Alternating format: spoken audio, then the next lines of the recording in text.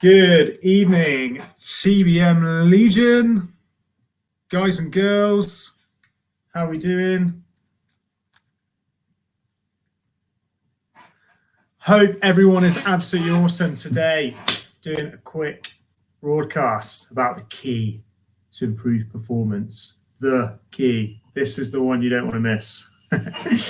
So I'm talking about resilience. Okay, I'm talking about stress management. Okay, I'm going to talk about why I believe that those things, which effectively pretty much the same, are, in my opinion, the gateway to improved health and performance across the board, across all things, whether it's business, whether it's work, whether it's fitness, business and work, same thing, fitness, okay, improve health, adjusting mindset, whatever your personal development goals are. Okay, I very strongly believe that it largely comes down to stress management and resilience. I'm going to talk about why I've come to that conclusion, my experience from the Marines, from working with high-level, high net worth businessmen, and yeah, the things that I've gathered, the lessons that I've learned that have kind of drawn me to that conclusion over the years. Why I've built the system that I have within Theseus Body Mind for coaching people, and why I think it's so effective, and why I think that traditional approaches to improving things like fitness, health, and the byproducts of that, like productivity, are not necessarily the optimum ways to achieve those things. Okay, and then I'm going to talk about the 5 factors that I think help build resilience and fortitude. Okay, and all of these terms that we use to basically describe tolerance for shit, and how we become much more efficient at managing stress, and how any of us can do those things. All right, so stay tuned for all of that, guys. If you're already ready to make the jump to high performance, improve health, improve fitness, focus, resilience, all of that good stuff. Okay, there are limited spaces available on my coaching program at the moment. There's a link in the description to this video for you to just book a free call with me. We'll jump on the phone, have a chat about your goals. Everyone's welcome to do that. So go ahead, click the link, book your time in if you're ready to do that now. As for everyone else, let's get stuck in. So basically, resilience. So as I alluded to already, when I talk about, or when anybody's talking about personal development, personal growth, just about any capacity, what I think of that as is resilience, is the ability to manage stress in order to provoke a positive adaptation. Okay, we're talking about positive adaptation, and the principle of positive adaptation is exposure to stress followed by a period of recovery. Okay, effectively managing that stress management, recovery, same thing, ultimately resulting in positive adaptation. All right, so stress management, resilience, in my view, you could pretty much call them the same thing. We'll talk about the kind of nuances of them as we go through. Okay, but that's basically what I'm talking about today. Guys, just to quickly mention, if you've got any comments or questions or anything that I'm talking about today, feel free to drop them in the comments box. I'll try to get around anything that pops up in there. Would love for this to be a bit more interactive. If anybody is out there, if there's any life on the other end of the screen. So where did I get to? So yeah, we all know that performing at our best is obviously very easy when things are going well. What we talk about when we talk about resilience is the ability to tolerate or handle a set of circumstances when things aren't going the way we like. Okay, obviously it becomes difficult to perform at our best when things are happening that we hadn't planned for, that aren't the way that we hoped they would go. All right, so that's effectively resilience. Okay, that's the term that's probably most commonly used in the media now. I've had a lot of stuff talking about resilience. You've got people like Ross Edgley, who swam around Great Britain and then released a book called The Art of Resilience. It seems to be quite a big sort of buzzword within the kind of health and personal development space, which I think is awesome, because for me, as I say, it's really the key to improve performance across the board. In my opinion, more traditional approaches to, as an example, let's talk about fitness. Okay, well, just to clarify what I'm talking about when I say that positive adaptation occurs as a result of stress, followed by a period of recovery. You know, in its most basic physiological terms, that's what we do when we keep fit. That's what we do when we exercise, right? We expose ourselves to stress, which is exercise. All exercise is a stress, whether it's running, lifting weights, CrossFit, whatever you might be doing. Okay, that's a stress. And it's only our ability to manage that stress effectively that results in a positive adaptation. When we can't manage that stress effectively, maybe as a result of, or sometimes we call it overtraining. In reality, overtraining is usually under-recovering, in my experience. All right, so we're really talking about stress management. In terms of psychological stress, okay, it's no secret that we become better at dealing with stress when we're exposed to small, manageable amounts of it, okay, and then we're basically practicing dealing with it, right? And then we refine our ability to tolerate psychological stress, and we usually end up psychologically stronger, okay? It's a very well accepted concept that I'm talking about. What doesn't kill you makes you stronger effectively, all right? And we see this, across multiple aspects of personal development, like I say. So we need stress in order to grow. When we talk about stress, we're often just talking about it in the negative sense. But there's actually two classifications for stress. We've got distress, which we know is the bad one, and then the much less commonly talked about one, which is eustress, is the stress that results in this positive adaptation. Okay, so there is actually two classifications. We're usually talking about distress when we mention the word stress, but actually, you know, what we should be talking about a little bit more is eustress. And there are some parts of the scientific community that are campaigning against the use of these two classifications. And one of the reasons that they're saying that we shouldn't use these two classifications because that's misleading, is because whether stress is good or bad, whether it's eustress or distress, is basically down to perception. They're saying it's too subjective, you shouldn't use these terms. But in my opinion, that's exactly why we should be using them. We should be reminding everyone that when we talk about stress, if you're talking about it in a negative sense, it's because that's the way that you're perceiving it. All right. In any case, and what I'm talking about now proves what I'm saying, because we've just clarified that we need stress in order to grow. We need stress in order to improve, in order to positively adapt to life, to the stressors that we have to deal with. Okay. We need them. We need that. We need those stressors. We just need to practice the way in which we manage them. Okay, so exposure to stress alongside specific practices that improve our efficiency to manage them is essentially what will build our resilience over time. That is what will bolster our resilience, increase our fortitude, increase our ability to take on stress, okay, and come out stronger at the end of it. All right, so the reason that I've developed a coaching system that has ended up evolving into a system that deals primarily with managing stress is because of everything that I talked about, and it's because I've dissected all the lessons that I learned as a Royal Marine, working with very busy CEOs, ultra wealthy people, okay, and looking at the differences between those guys and everybody else, and trying to establish what the defining factors are between happiness and misery, between good and bad health, between success and failure. And in my opinion, it always comes down to stress management. You know, in my opinion, the reason why there's such a massive decline in public health, why there's more stress-related disorders than there has been on record before, why in a world where life should technically be getting easier, people should be able to live more comfortably than ever before, people have more money than ever before, the rates of suicide are increasing. You know, for all these reasons, I believe that stress, the ability to manage stress, building resilience are the keys to a happy, healthy, successful life. And that's why I've ended up building the system that I have. Okay, so a couple of examples that are kind of testament to my theory, if you like, would be the Marines. You know, when you're in training for the Marines, you deliberately put under high pressure environments. That's probably pretty obvious to anyone who's not been in the Marines, okay, or the military of any kind. Okay, deliberately put under very high pressure, very stressful environments to see how you can deal with it, but to get you used to having to deal with it. Yeah.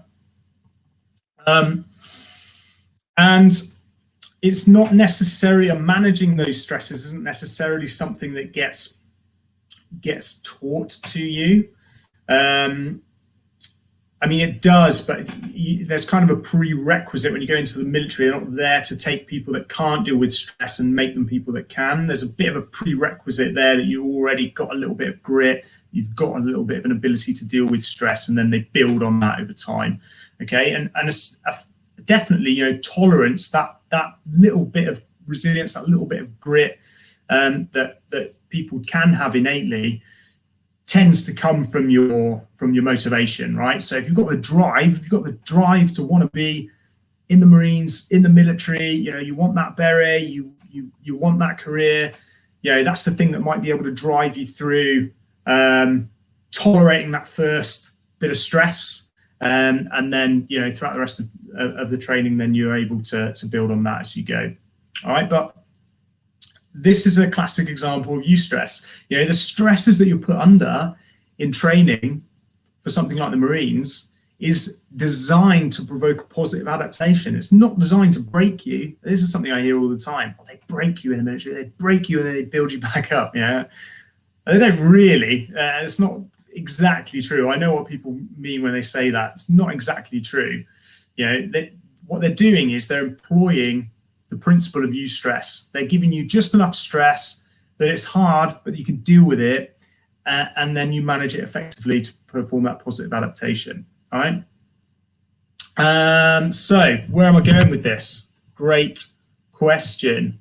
Yeah, and then what you are taught is that, or what you learn for yourself, and what you know, two parts to it. You learn it for yourself, but you also taught it to some extent. Is that you can't really optimally deal with anything if you're reacting to stress badly. You know, you've got so much stuff going on, especially, you know, again, going back to sort of training exercises and stuff, it's deliberately made very difficult. There's loads of stuff going on, you know, gunfire explosions, you're being told that someone, you know, your mate's been blown up, you've got to evacuate a casualty out of there, you know, people are shooting you from all directions, all the rest of it. And you're having to try and deal with that. And there's no possible way that you can deal with that effectively if you're panicking about it, not able to think clearly in that situation. So what you are taught, I mean, you learn that for yourself. You learn that very quickly. I need to stay calm and I need to stay focused in these situations, otherwise I'm just not going to be able to get through it. And then what you are taught are methodical systems of dealing with those processes. All right. So as an example, you know, if you do take a casualty, you know, there's a system for that. You just got to remember the steps, like you do this, you do this, you do this. There's no panic involved. Okay. When you've, you know, moved through an enemy position, and, you know, and you've gone past it, like you do what's called a reorg, which is, again, is another system. Like you keep the area safe, you go through methodical system, check this, check this, check this, check this, and you start to learn that that is the way that we deal with those things. Okay. And we have another saying. We have a saying. I'm pretty sure this is military wide. I've heard it from mates that I've had who've been in the army and stuff like that, which is slow is smooth and smooth is fast. And I'm sure it comes up outside the military as well. I'm not saying it's the military zone baby, that one. But slow is smooth, smooth is fast is an expression that comes up very often when performing drills, when dealing with different situations in the military. And the idea is that rushing doesn't help you, basically. Okay, so another example of how stress management, all right, basically makes everything optimal. So yeah, so basically what I'm getting at is that anybody in the modern world that wants to be truly happy, that wants to be truly healthy, that wants to be truly successful, needs to be getting very smart about the way in which we manage stress. We're simply not evolved to deal with the types of stresses that we're exposed to within the modern world. You know, this is the reason for all those things that I talked about earlier: massive decline in public health, massive increase in stress-related disorders, massive increase in rates of suicide. You know, people have got more comfortable lives than ever before. For some reason, they're less happy and got more things wrong with them. Okay, increased rates of non-communicable diseases, lifestyle-related diseases. Again, just a failure to manage stress. That's all that is. Okay, so no matter what you want to achieve, no matter what your goals are, whether you want to get fitter or you want to improve your career, we need to be paying attention to managing stress. And this is coming on to now what I was saying earlier about why I believe that traditional methods of personal growth often don't work, because we normally specify a particular goal, and then the way that we look at attaining that goal is by including additional stress. Okay, as we said already, as we clarified, we need stress to improve. Okay, the process of improvement, the process of positive adaptation, stress followed by recovery, positive adaptation. Okay, exercise is a stress, as already mentioned. Changing your diet is a stress, as already mentioned. If you want to improve your career, you're probably going to have to work quite hard. Working harder is a stress. You do need to apply these stresses in order to provide that positive adaptation. But if you're already inefficient at managing stress, and you're not including specific practices within that system that are focused on managing stress better, being more effective at that in itself, then you're not going to get the most out of these other programs. And that's why I've gone from the fitness space, where I spent most of my time programming intricate, tailored workout programs for people, to the coaching space, where I still write people a program, but I spend most of the time talking about how to deal with stress, how to manage stress, and how to adjust mindset, how to improve discipline, because that's the only way that you can make any of these journeys consistent, any of these journeys sustainable over time.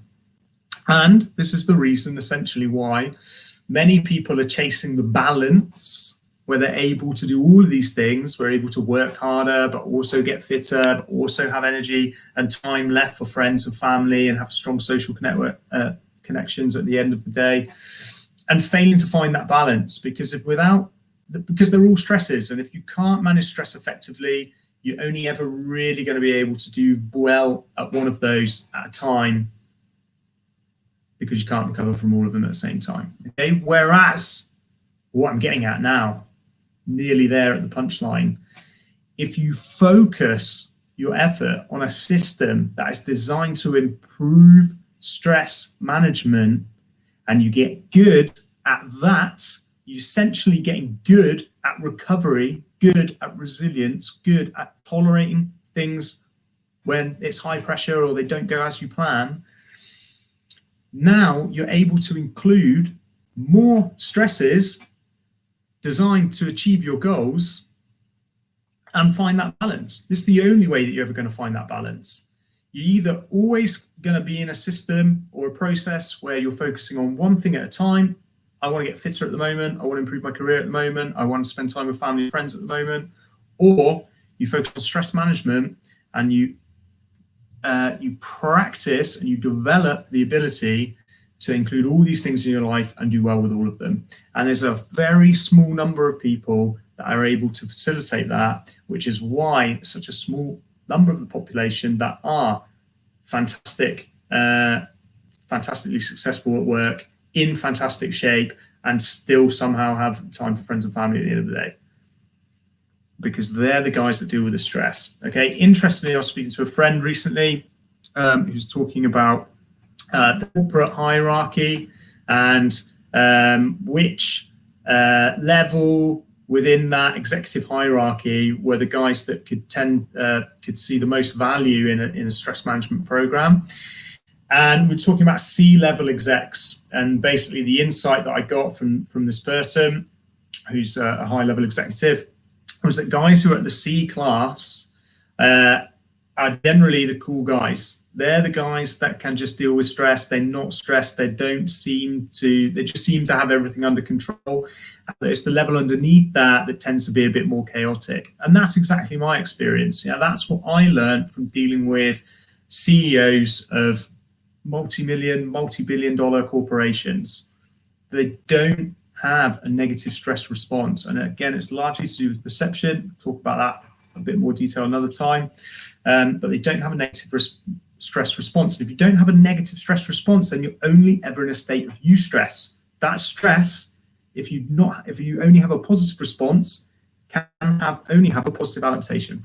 All right, so hopefully I've driven that point home. Stress management, resilience is the key to improve health and performance across the board, whether it's fitness, business, or whatever else you're focusing on. So I'm going to talk now about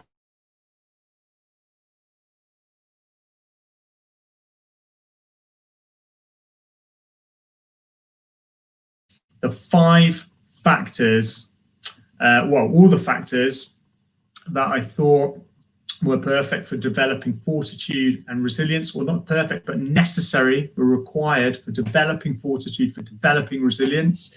And it turned out there were 5 of them, and I'd already used the word fortitude, so it ended up being my fortitude 5. So here they are.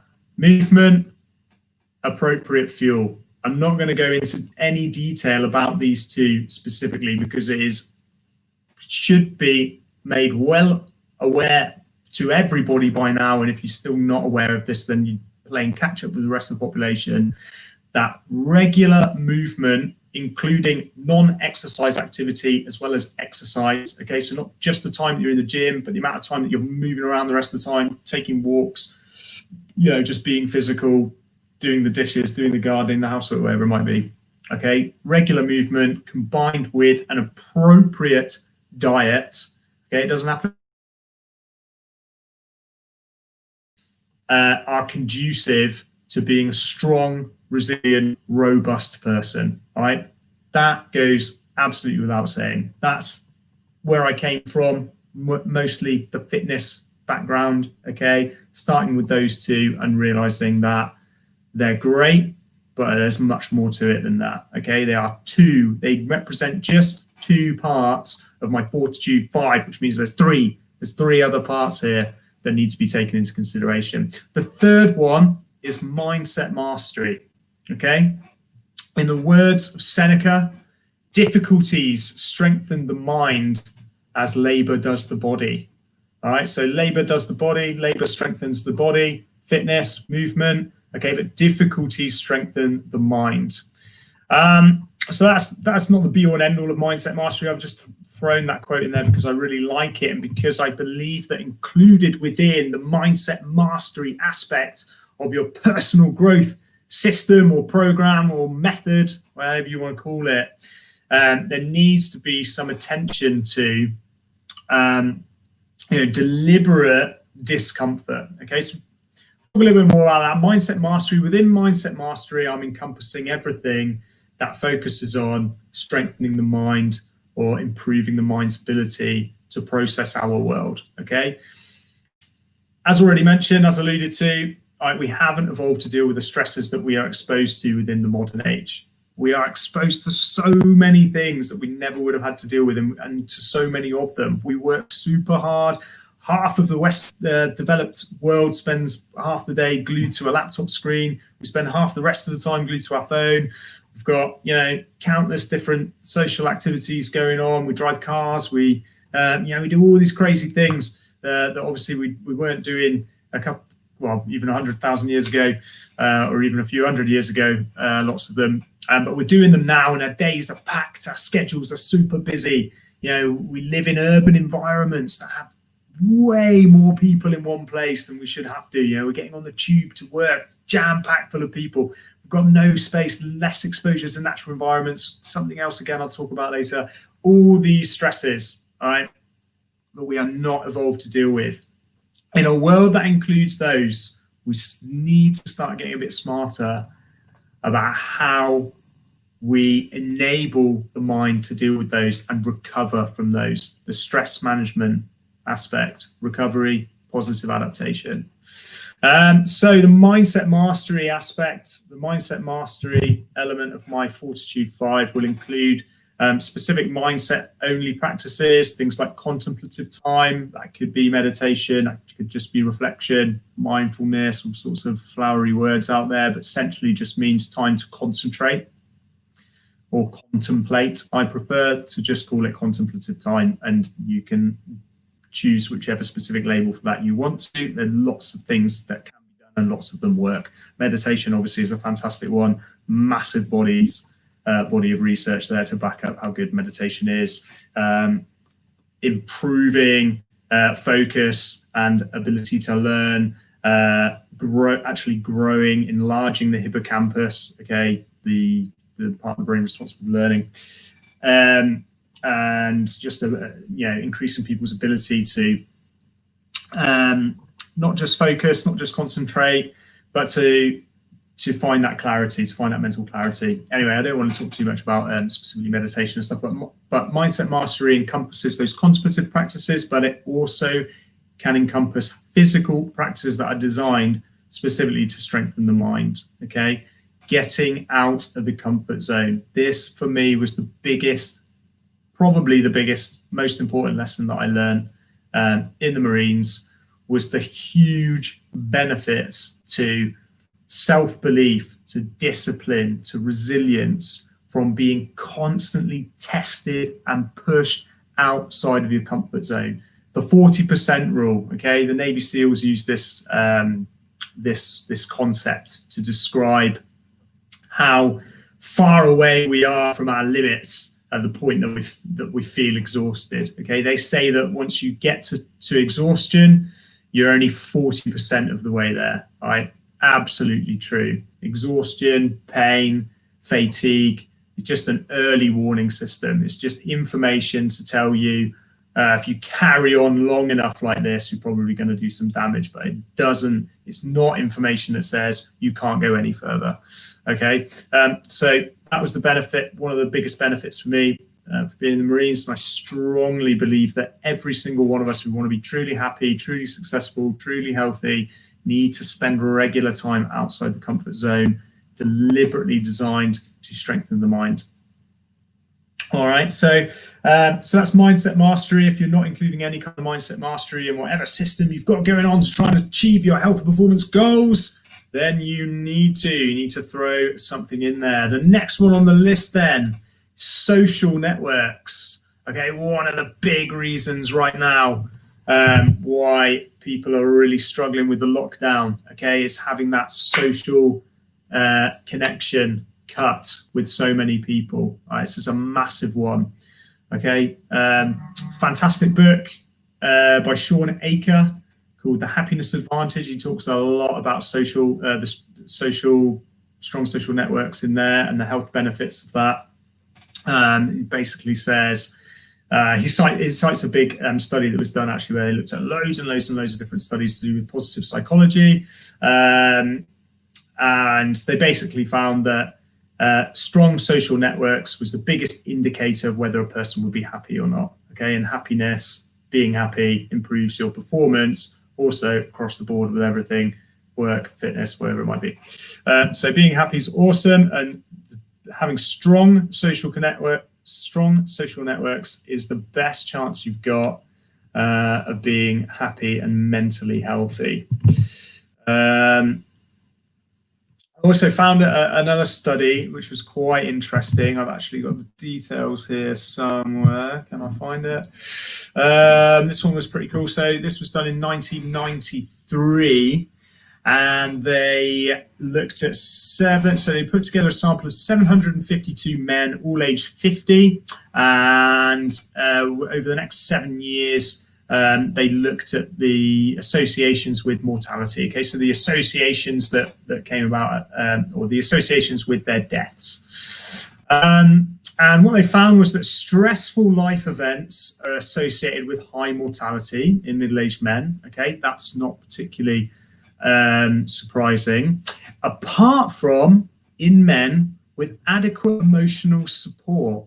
So men that had strong emotional support, strong social networks where they felt like they were being emotionally supported, did not associate stressful life events with death. They survived death. They were protected from death by strong social networks. All right, so that's a pretty awesome little fact to throw in there. So strong social networks, super important. We need to put a lot of emphasis on that. Also, if you look at Maslow's hierarchy of needs, which has been, you know, one of the cornerstones in the psychology behind motivation and achieving what he calls self-actualization, okay, which is basically like fulfillment, true fulfillment. Emotional love. Love is, I think, the third need up in the 5-rung ladder, the 5-rung pyramid. Okay, he's talking about how we need that strong social support. Again, that's one of our most basic needs, and you can't expect to achieve self-fulfillment, self-actualization, self-realization at the very top of the pyramid without taking care of those emotional needs. So, absolutely critical. That's number 4 on the list. So far, we've had movement, appropriate fuel. So, regular movement, exercise and non-exercise, appropriate fuel. Okay, we've got mindset mastery in there. We've got strong social networks. And the last one, number 5 on the list, is natural environment. Okay, connection with the natural environment. All right, masses of research to back this one up, guys and girls. There's no arguing with this one. There's studies out there that show, you know, 10 minutes of being in a forest massively brings down your heart rate.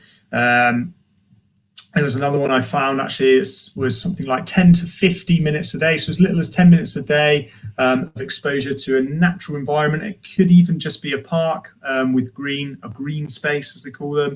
Okay, a park with plenty of green foliage and vegetation around. Some water as well, they found is very, also has a very de-stressing effect. 10 to 50 minutes of exposure somewhere like that a day can improve your mood, improve your focus, bring down your blood pressure and reduce your heart rate as well. As little as 10 minutes, guys. There's no excuses here. Now, my theory, that's my Fortitude 5. I believe that every single one of those in that list is essential if you want to be optimally happy, optimally healthy, optimally successful. Okay, you need to build habits around those factors.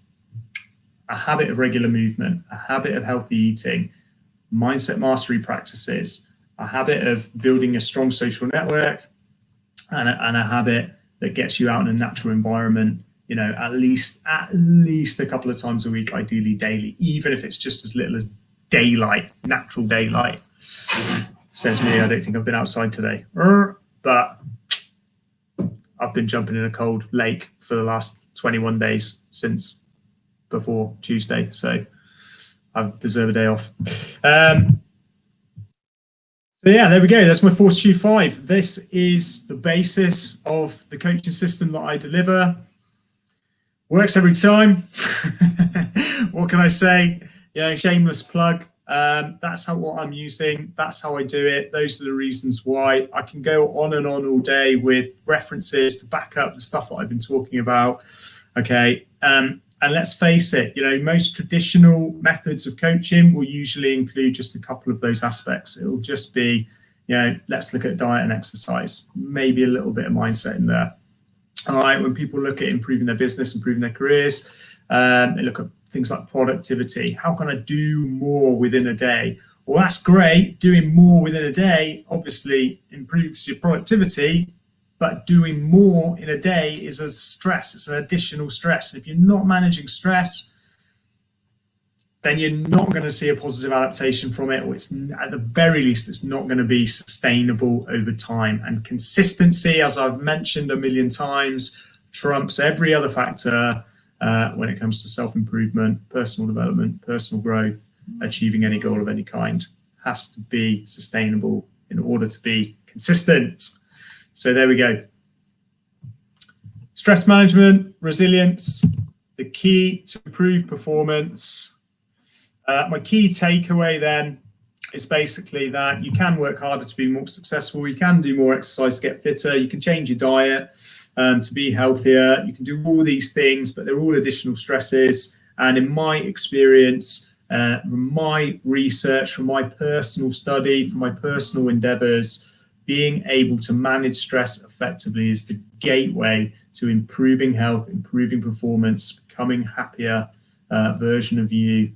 So you've got to include some parts of that. I'll talk more in upcoming videos about specific habits for each part of my Fortitude 5. Obviously, if you don't want to wait for that, guys, if you want to get stuck in, if you've got goals now that need your attention, you're thinking, yes, he's right. That's the bit that I'm missing. I don't have the resilience. Everything is easy when everything's going well, but when it all starts to fall down, when I'm tempted by the bad food, when work gets stressful, when I don't really feel like going out for a run because it's raining, that's when everything falls apart. Now's the time to jump on the phone with me, have a chat. Let's talk about your goals. It's a free call. Why would you not book one in? The link is in the description, guys. Jump on a call with me. We'll have a chat, see if you're the right fit for me. It's only a limited number of spaces, so I can't take everybody. So it'll just come down to whether I like you, basically. But I'm sure I will. So yeah, jump on a call with me, guys. That's basically it for today. Didn't see any comments coming through. I don't know if that's just StreamYard or maybe I'll see them later. But if I do see them later, I'll get around to answering them. So feel free to add a late comment on if you're not watching it live. And most importantly, dare to accomplish more. Have a fantastic rest of the day. Be awesome. Stay strong. And I'll see you all soon.